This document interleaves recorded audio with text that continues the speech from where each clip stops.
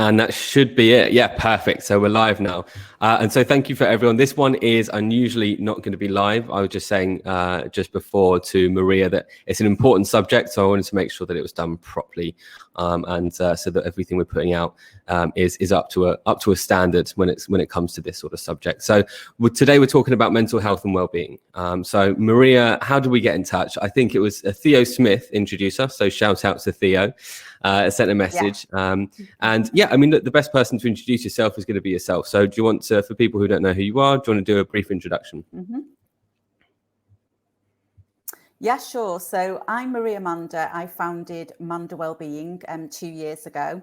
So I support HR functions and business leaders to create a culture of wellness within the organisation to ensure employees are healthy and performing well. So I do this by supporting HR functions to develop their wellbeing strategy, backed up with an annual health awareness programme.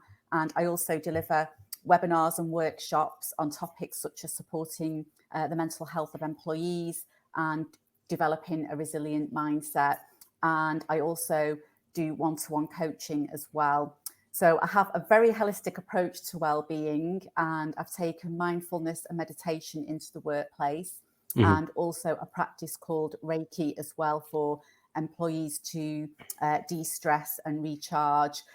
So I'm very passionate about well-being, and I want to inspire as many people as I can to make those positive changes in their life, both personally and also professionally as well, because I feel that people should be thriving in life, basically.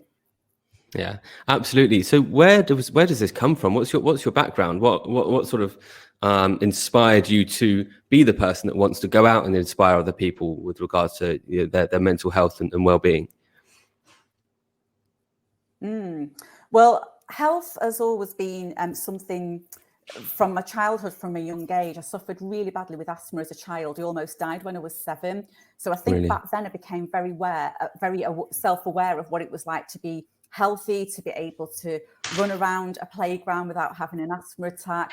And then that snowballed really. So when I was 16, 17, I started going to a gym, and I became a qualified fitness instructor at age 17. But I also went to work in an office as well. So I kind of had a parallel career going on, and then it just spiraled from there. I then got really interested in health and fitness. I was very much involved in it in the office as well. I was involved in health and safety. I brought a lot of things into the workplace, such as I had a slot for the Northwest sales meeting to inspire employees to have that positive mindset at work, particularly during the recession. And then the last job that I was in, I set up a running club. I had a choir going. So I've always been, really into helping and supporting people to live better lives. And then I stumbled across Reiki and became a master practitioner in that. Then I got into mindfulness and meditation. So I just kept on going. So in the end, I had this massive skills. I'd hit a point in my career where I thought I can't really take my office career anymore. So I just decided to make the leap and just saw that well-being was, really starting to come on the agenda in the workplace. I was also starting to suffer with anxiety a bit as well. And then mental well-being became a really big passion of mine as well. Yeah, I think absolutely. It's one of the main challenges that I think people are facing right now. And as a result, obviously, workplaces are going to need to be more involved. There's always the conversation around whose responsibility is it now to ensure the well-being of because you have a certain duty of care to your staff. But, given the current circumstances, and we can jump into that now, what people are experiencing at the moment, that there is a certain duty of care, I believe, of companies to look after their staff. But I think that's been increased, tenfold now, given the circumstances, given the lockdown and what's happened with COVID. I think that duty of care hasn't just increased, but also changed. And I think, the people like yourself, Maria, who are actively out there, actively trying to inspire and trying to encourage people, it is a bit of a breath of fresh air, to be honest, because there's a lot of companies, and obviously I'm not going to name names, but I speak to hundreds of people a week from different, walks of life, different companies, different places in the world. And some of the stories I've heard about how just the lack of support that some companies are giving their staff and employees through this is incredible. But at the same time, I'm hearing a lot of great things, and it depends on sort of the company, the size, and just who presumably the sort of the management team are. So before we jump into and because it's a very serious topic, but I want to keep it slightly jovial as well and make sure that it's, we're talking about something serious. But what's the funniest thing you've seen so far, whether it be on a Zoom call, on COVID, or whatever it may be? Let's start off on a very positive, funny note. Yeah, well, the first webinar I did on Zoom, you think that you've got everything covered. And I didn't realise that I should have instructed the audience to put their microphones on mute, and someone started hoovering. Oh no! So I've had more annoying things go wrong, really. So then the one after that, I made sure everyone was on, switched my phone off, and tried to think of everything that could go wrong. And then the postman rang the doorbell. Now my doorbell has almost got a song to it. It's one of those doorbells that's got a massive long chime. And then another one was next door were doing some building work, so I had to knock on and say, please, can you just down tools for an hour? So some more annoying things rather than funny. No, I love that. There's actually my doorbell rang just now. Just after, like 2 minutes after we started, my doorbell rang, and I heard my other half go and answer the door, and I was like, I really hope that wasn't too loud. But it's to be expected now, isn't it? It's one of those things. So. Oh, good. Okay, absolutely. Great. I think it's part and parcel of it. You're going to have kids bursting in the room or pets wanting to come and give you a cuddle. This is the new normal, isn't it? It's new life going forward. Absolutely. So we have to make allowances for these things. One of the funniest ones I've seen, and I always try to remember one for each episode, so I'm struggling now. But there was a video I saw where it was right at the beginning of the lockdown, where the woman was on a Zoom call and she forgot that her camera was on. So everyone was muted, and it was listening to, I think, the boss or someone giving a talk about, future projections or whatever it may be. And she forgot the cameras on, and she took the camera to the toilet with her. And she completely forgotten that. So she went to the toilet, put the laptop down, went to. I think she just had it on the side. You couldn't see anything nefarious, but she had it on the side, and you could just hear her weeing and then hear her wash her hands. And then all of her colleagues just went, you realised that we could all hear what you just did. She was just mortified. Oh no, how embarrassing. I know, how embarrassing, in front of her whole company, in front of everyone that worked there.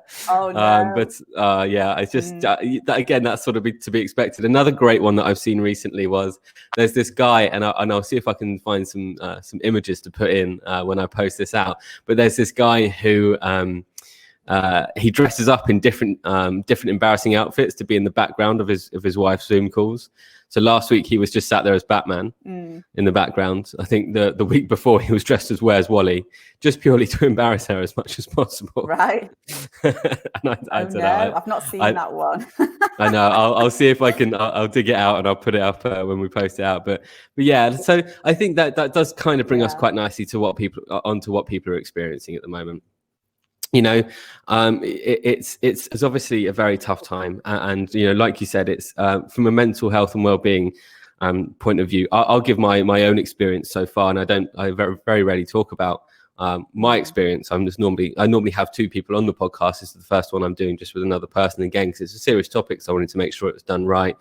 And I think one of the things that I found was, personally, I struggled to find sort of the end of the day and stop working, but all that was sort of fine. It was the taking time off that I didn't do properly. Now, in my mind, I kind of considered, because I was working from home now, that I wouldn't need to take time off.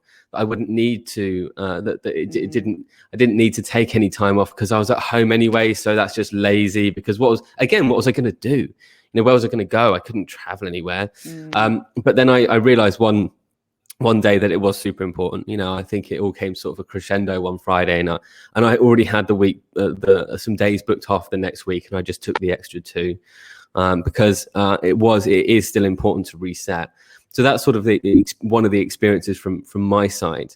But what are the things that people are experiencing the most at the moment, in your opinion? Because we had sort of a prep call before this, and sort of the couple of the things we discussed was sort of change and fear. So do you want to talk a little bit more about that side of things, about the change and fear that people are experiencing?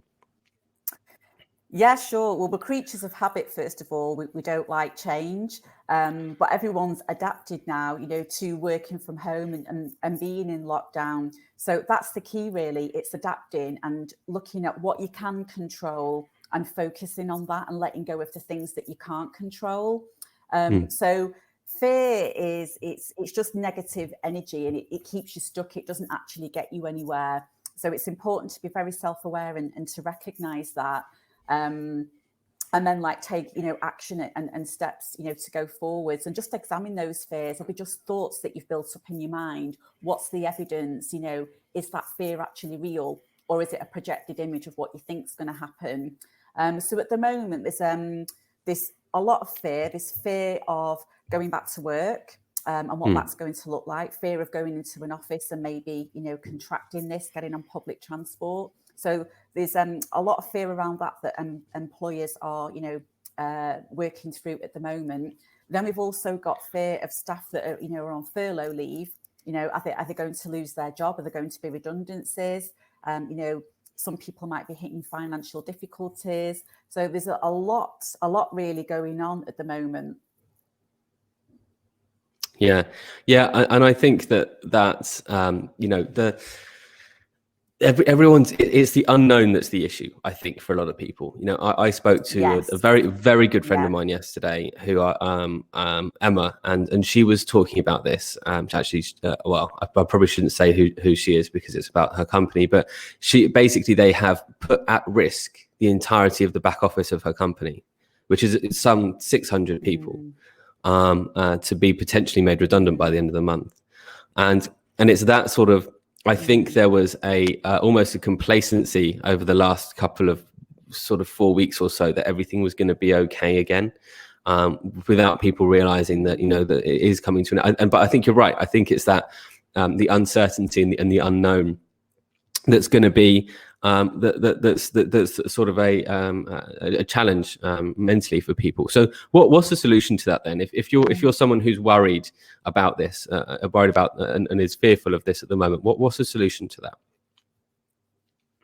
Yeah, well, take action. So start reviewing your finances. What can you control there? Can you reduce any of your outgoings, or maybe cancel subscriptions, and really get your finances tight, so you know exactly what's going out every month and what needs paying. There has been mortgage breaks out there as well, and then get your CV up to date, get ahead of the game, start looking on the job market, see what's out there, and just get ahead so you feel prepared. So again, it's focusing on those things that you can control. I think at the moment, because things are very uncertain, I think if you try and look too far ahead into the future, it kind of blows your mind a little bit. So I would suggest, and even what I've been doing myself, is just living more in the present moment, and don't think too far ahead, and don't be worrying about things, because you don't know what's going to happen. So just concentrate on your well-being and things that you can control right now. Look after your mental health, be kind to yourself every day, especially people who are putting pressure on themselves at home to school their children, run the house, maintain a job. So, just take a bit of that pressure off, be kind to yourself, make sure that you're exercising every day, that you're eating well, and really looking after yourself at this time. I've seen quite a lot of bad habits filter in during lockdown, people snacking, if they're making a cup of tea, they're having a biscuit, unhealthy snacks in the evening. There's also been, people sort of having a drink, and that's kind of crept into now having a drink every evening. And these are habits that are going to be really hard to crack, once lockdown has been lifted. And if there's any time that you should be investing in your well-being and supporting your immune system, it's right now. Yeah. I'm so guilty of that. There was, I was so good for the first couple of months. I was so good. The first 6 weeks or so, I didn't drink during the week. I might have, half a bottle of wine with my other half on a Saturday with dinner. And then after about 6 weeks, I went, just screw it. I'm just gonna drink when I feel like I want to, and snack all the time. And I think it's that change. I fell out of my routine. I had my routine of what I eat in the morning, what I have for lunch, and when I'm eating as well. That completely changed. So that change of routine sort of, I guess, in a way disrupted what I was eating. And there was a good study I read actually very recently about people that eat very similar meals and similar times every day have a loss, I'm going to get the technical term wrong here, but their need for calories, or there's a technical term for it, but basically you get less hungry if you're in a certain routine. So you're more likely to eat less if you're in a certain routine and eating very similar foods all the time. Now that's just gone completely out the window because supermarkets, when you went there and you turned up, you couldn't get the food you wanted anyway. So that was an issue. So I think, it's the bad habits is going to be hard to break, but again, but when the pubs open, everyone's going to be down there anyway, aren't they? So it's but at least you have a time to do it. Then I think that's more of an issue. That's more of the point, isn't it? Because you wouldn't normally, I don't know, I can't speak for most people obviously, but I wouldn't normally drink at home. I would only drink if I was out and I was at a pub on a Thursday or a Friday, for example. But now, it's sort of a glass of wine on a Saturday, and then it's sort of 2 glasses, then 3, then maybe one, then maybe a bottle on a Friday, and it just sort of it spirals out like that. It's a tough one, and I need the advice myself. So what would you say to sort of get yourself out of these bad habits when it's drinking, snacking? What would be your take? Have treats. Yeah, I think it's recognizing what the trigger is. So if you're snacking, are you comfort eating? Are you doing this to kind of put a band-aid over some emotion, or you can't quite handle things at the moment? So you're having a drink, or you're comfort eating to to sort of put a band-aid over that emotion. So I think it's knowing what the triggers are. And with habits, there's a cue to why you do something. Then there's the behavior, and then there's the reward at the end. So it's the behavior bit that you need to change. So if you're feeling stressed, rather than reaching for a glass of wine, what else can you do to relieve that stress? Maybe you could meditate, have a relaxing bath, potter around in your garden, do something else, maybe sit and read a book for 15 minutes to switch off. So it's that behavior that you need to change. So it's just being mindful and just very self-aware at this time as well. So one thing I've been saying to people is check in with yourself every day to see how you are, because some people are not sleeping as well at the moment, not sleeping very well. So you might wake up and not feel great because you've not had a good night's sleep. So what do you need? What do you need then for yourself that day? Maybe you need to go and have a walk first before you start, your day and your work. So I think it's just assessing that on a daily basis. But having a routine and structure and having that discipline is absolutely, key right now. And as you mentioned before, we've really struggled with the boundaries of work and life at the moment. So it's making sure you have that structure every day. You're getting up at the same time every day, showing up every day as well. So, instead of being sat in your pajamas all day or your jogging bottoms, put some clothes on, right? I'm in work mode, and then take those clothes off and put your PJs back on. Now I'm in, I'm in home mode, work's finished now. I try to, everyone's situation is very different at the moment, but if you're working from home, try and have your laptop and your working space out of your living room. So your living room is that space where you can go, down tools, relax, and that's the space where you and your family, or if you're living on your own, that's where you live. And put your laptop away, at the end of the evening as well. Don't be on it 24/7 and just be tempted just to, just have a look at my emails. You've got to have that discipline and that time to cut off. And you're not being productive just sat there for 9 hours a day. Your brain only works in 90-minute cycles anyway. So during the day as well, make sure that you take breaks. That's going to keep you energized, and it's going to help you, declutter what's going on in the mind as well. What do you mean by 90-minute cycles? Yeah, so it's the rest activity cycle. It's the ultradian cycle. So if you're sat there on your laptop, for hours, doing your work, well, it's not a productive way to work. So, do take regular breaks, just to re-energize, just to move around, maybe go and get yourself a drink, or maybe make a phone call to somebody, come back, and then your brain has almost reset and you're ready to start again. Okay, that's good. I think there's a couple of really important points you made in there. I think that changing your clothes, or like you said, turning up to work, that was super important for me, because it's so easy to just sit there in bed and just log on, isn't it? It's so easy to do that, and that's such a terrible. I think that's the worst habit to get into, is making sure I go for a walk every morning. Like you said, one of the pieces of advice you gave, I go for a walk every morning for something to do, because it's otherwise normally I'd have a commute, and I think my brain missed that. I think my brain missed the commute, right? So it needed to have something to do in the morning, because I was getting up at the same time, because that's a routine I've developed over the last year. So I was getting up at the same time regardless. I was getting up at 7 a.m. So I implemented that walk, and I think that's really important. There was one other thing that you said, that was after the close. That was the changing rooms for dinner.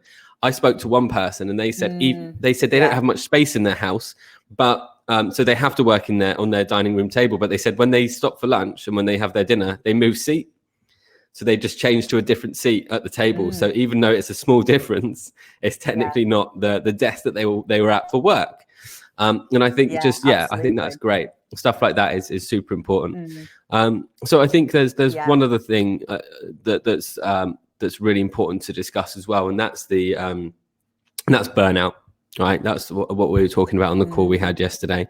That's burnout. So what are you seeing in your line of work? What are you seeing from people in terms of burnout, and how do you mitigate that? Yes, we are starting to see now lots of burnout. And I think you made a really good point earlier, that we feel like we shouldn't be taking time out because we are working from home. But it's really important that you take time out every single day. You can find half an hour for yourself every single day to just switch off, and do either something that you enjoy, or something, that you can just relax. So maybe it's just watching TV, having a soak in the bath, potter around the garden, reading, meditating, just something where you're doing something for you, and just so that you're recharging as well. So that's really important. Yeah, I think that is. I think there's a plethora of different sort of challenges that people are facing right now. Obviously, everyone's in a slightly different position. Of course, we're all in slightly different positions from where we are right now. But if someone wanted to sort of start down, maybe people. I think the first issue is sort of recognizing that there's that you're experiencing a challenge, and that's one of the hardest things in the world. To go, do you know what? I might need to speak to someone. Or I might need to go and do a course, or I might need to go and actually evaluate the fact that I'm struggling here. And I think that people inherently have a little bit of shame about that, and I think it's super important to realize that. I spoke to my my other half about this a couple of weeks ago, and I said we need to have a talk, because I'm really struggling with this, from a stress point of view. And just that in itself, having those conversations is much better. And it's realizing that in the first place. So if someone listens to this today and they recognize any of those points, they've got bad habits, they're snacking, they're drinking too much, they're burning out, or they're stressed out. And they wanted to, let's say get in touch with yourself, or they wanted to start down the path of doing something about it, of bettering their situation, or at least looking at the possibility of doing something. Where would they go, and what would they do, and how would they get in touch with yourself, for example? Yeah, sure. Well, first of all, what is the problem? So if work's the problem and you're stressed and you're not handling your job versus maybe schooling children and balancing all of that, then you need to speak to your line manager and flag these issues straight away so that they can, help assess the situation, reset some goals for you and your responsibilities. So my advice to all managers out there at the moment, managers, the first thing that they should be asking their employees when they're on a one-to-one at the moment is, how are you? That should be the first question. Check in with your employees and make sure that they're okay, and always ask that question twice as well, because we always say, oh, I'm fine, yes, I'm great, thanks, kind of a standard reply, but are you really okay? So always ask that question, twice. So it's really important that managers stay connected to their employees, even employees that have been furloughed as well. Connection and keeping those relationships is absolutely key at that time. So that's how to deal with the work situation. I think being connected to your family and your friends and having someone to talk to, it's that problem shared, is a problem halved. So there's no shame whatsoever in saying, I'm struggling, I'm feeling anxious, I'm feeling a bit down.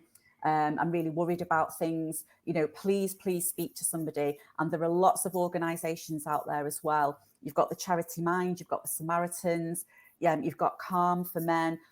There's loads of support out there. And even on the NHS website, they've got a full A to Z as well of where you can go for help on different topics. So, for example, if you're struggling at the moment, maybe with OCD, so please do check out all of these, charities and websites, because there really is lots of support. No one should be suffering in silence at all.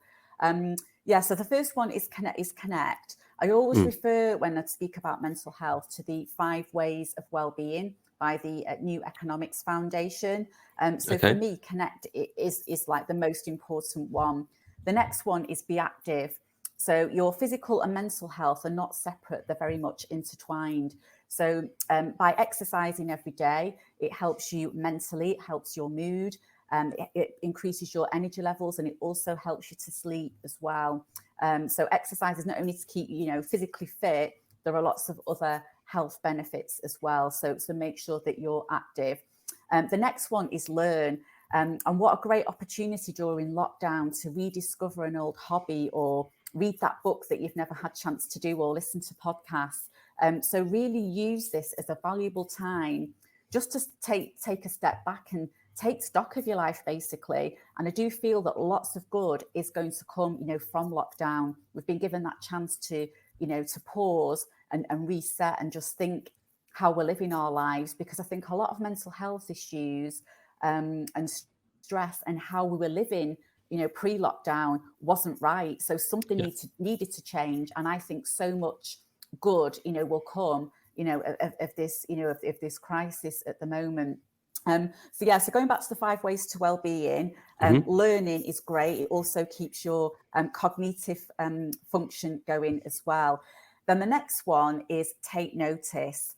So again, be in the moment, take notice of what's happening around you. Take notice of what's happening with yourself. How are you physically, mentally, and emotionally? So going back to that self-awareness and checking in with yourself every day. And then it's also practicing gratitude at this time as well. Be thankful for everything that you have got, rather than always focusing on the negative. So really be mindful of your thoughts and what you're thinking at the moment as well. Are your thoughts leaning towards negative things? Are you plugging into the news and social media and thinking that everything's a disaster? There are so many great things, happening out there. It's great to see all the care workers, the NHS, all the other support people working in shops. There are so many people out there, working for us at the moment on the front line, caring for us. And we've seen lots of great things happen in the community as well. And that's the last point, is give and be kind at that time. And I've experienced lots of kindness towards me. And it's great to see in the community that, people are getting to know the neighbours again. They're joining community groups. So I do think a lot of things, a lot of good things are happening from this. And that's really important as well, that you stay connected, give back at this time. That's also important for your mental well-being as well. Fantastic. So what were those 5 points? I've got connect, learn, take notice. What are the other 2? Yeah, so it's Yeah, it's connect, be active, learn, take notice. I call that mindfulness as well. And then give. So give and be kind. Give and be kind. I think they're great. And where are these from? These 5 points? Yeah, so this is from the New Economics Foundation. So if you look on the NHS website, I think it's even on Mind as well. It's called the 5 Ways to Wellbeing. Great. Fantastic. Yeah, well, I'll check that out. I'll also put in links to all of this if afterwards when we're posting this out and when it's clipped up. I'll make sure that there's links to each individual website that you've quoted there, so that people can see it, so that people know what they're looking for. Well, that's fantastic. And some really good advice. I mean, I've certainly learned a lot myself about this, and I'm going to be looking this stuff up as soon as we get off.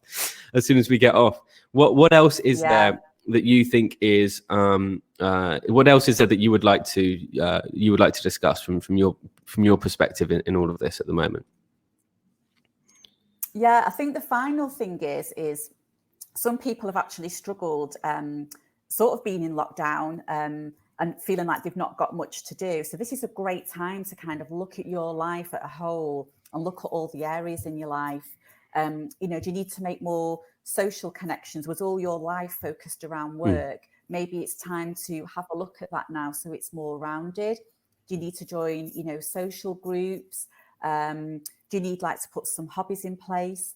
Have you realized that, the time that you spent with your family, is really precious, and it's been fantastic to sit and have the time to play games and do things. So they're routines that you want to continue going forward. So, this is a great time to really have a holistic look at your life in all of those areas, make those changes. And it's how you want to be as a person going forward as well. And maybe you want to, set new goals for yourself as well. And travel's going to be back up at some point, maybe not till next year, that you might not be going away. But what are your long-term goals? Where do you want to go? What do you want to do in life?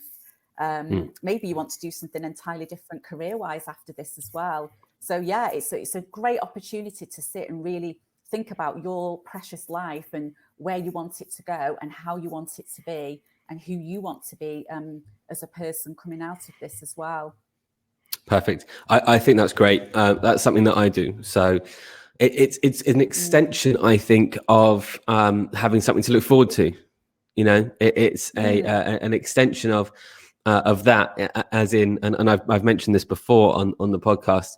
Having an image of yourself a year from now, 5 years from now, not just where you are or what you're doing, but even down to what you're wearing, what street you're stood on. Having that exact image of where you are, what you're going to be doing, what what street you're living on, how big or small, or your house is. You by a beach, where are you in 5 years, and have that exact image down to the color of the tie you're wearing. If you are, have that image in your head so that you have something to actually be aiming for. Write it all down is something that I always tell people to do. Write down this list and tick it off as you go. And it seems like more of an achievement. And also it is, again, not something to look forward to, as it were. But yeah, so I think that's, absolutely. Yeah, I think some fantastic points from this to take away. And I think that, just speaking to you myself, I've taken away a ton of useful information that I'm going to be looking up after this around, personally how I can be improving myself and my situation from a mental health perspective. So thank you so much for your time. If people would like to get hold of you or watch your podcast or any of those details, how would they go about doing that? Yeah, so my website is manderwellbeing.com. I'm also on Twitter and Instagram, so you can get me on all of those platforms as well.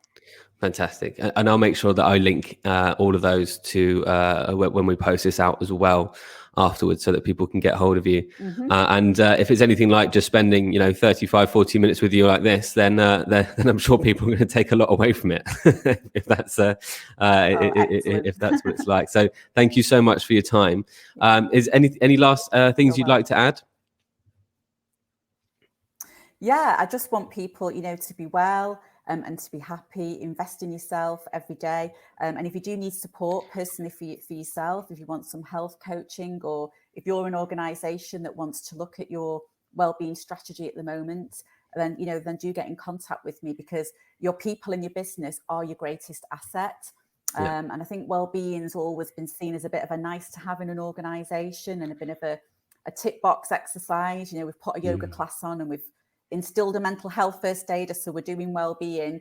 But there's a lot more to it than that. It does require a strategy so that you're covering mental health, physical health, nutrition and sleep, the social side, the financial side, and also the environment that you're working in as well. So a strategy's got to have all of those components in it as well. Yeah, I think that's great points, and I think that's a fantastic point to end on. So thank you so much for your time again, and please, I do encourage people to reach out to Maria, because just spending half an hour, 35, 40 minutes, however long it's been so far on this call has been really enlightening. So please do reach out if anything rings true with you guys today from what you've heard. And thank you again for your time, Maria. Yeah, thank you for having me. No worries at all. Look, I'm sure we'll catch up soon, and I'll be posting this out from Monday. Fantastic. All right, I'll catch up with you. I'll post this out for Monday, and thank you very much for your time. All right, take care.